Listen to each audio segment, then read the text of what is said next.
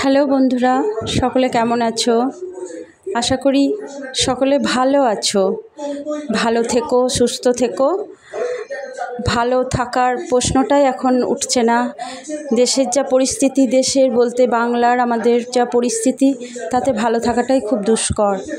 আমি চাইবো সকল মেয়েরা ছোট ছোট বাচ্চা মেয়েরা তারা যেন খুব ভালো থাকে, সুস্থ থাকে। তো চলো আজকে একটা তোমাদের কাছে নতুন রেসিপি নিয়ে চলে এলাম। কি বলো তো, এই পাতাগুলো দেখে তোমরা নিশ্চয়ই চিনতে পেরেছো। এগুলো হচ্ছে, এগুলো আমার বাগানের করলা পাতা, বলো উচ্ছে গাছের পাতা। তো এই উচ্ছে পাতাগুলো না খুব খুব কচি কচি দেখে আমি তুলে নিয়ে এলাম। এই পাতার খুব সুন্দর একটা রেসিপি হয়, তোমরা জানো নাকি জানি না, তবে আমার রেসিপিটা দেখে অবশ্যই তোমরা ট্রাই করে দেখো।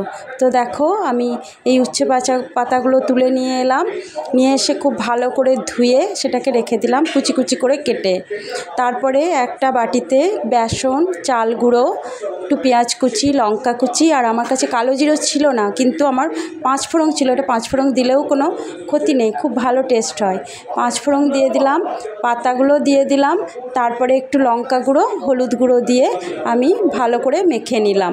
একটু সামান্য জল দিয়ে মাখবে, খুব পাতলা করবে না, একটু মোটা মোটা থাকবে। তোমরা ভালো করে মেখে নিয়ে এটা করো। আমি বেশ বড়ার যাতে বড়া করা যায় এরকমভাবে মাখলাম, পাতলা করলাম না। তো একটা কড়াইয়ে তেল দিয়ে, আমি পরিমাণ মতো তেল দিয়ে আমি আপনার এই বড়ার আকারে আমি ওগুলো দিয়ে দিলাম।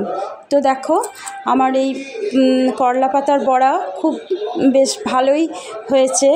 আর এটা খাওয়া খুব উপকার, যেমন করলা খাওয়া খুব উপকার সুগারের পক্ষে, তেমনি আমার ঘরে তো সুগারের পেশেন্ট, আমি এটা মাঝে মধ্যেই ওকে করে দিই, আমার হাজব্যান্ডকে। তো দেখো, আজকে আমি সেটাই করলাম। আমার হাজব্যান্ড গরম গরম একটা টেস্ট করে বলল দারুণ হয়েছে। আর এটা গরম তোমরা শুধু খেতে পারো, আবার এটা যদি গরম ভাতের সঙ্গে দারুণ টেস্ট। ওকে শুধু দিলাম, তারপরে আমি ভাতের সঙ্গে খেয়ে দেখলাম দারুণ টেস্ট হয়েছিল। বন্ধুরা, তোমরা ট্রাই করে দেখো, খুবই ভালো একটা রেসিপি, খুবই হেলদি। তো আমার এই ভিডিওটি যদি তোমাদের ভালো লেগে থাকে তাহলে ছোট্ট একটা লাইক করে দিও, আর কমেন্টসে জানিও কেমন হয়েছে।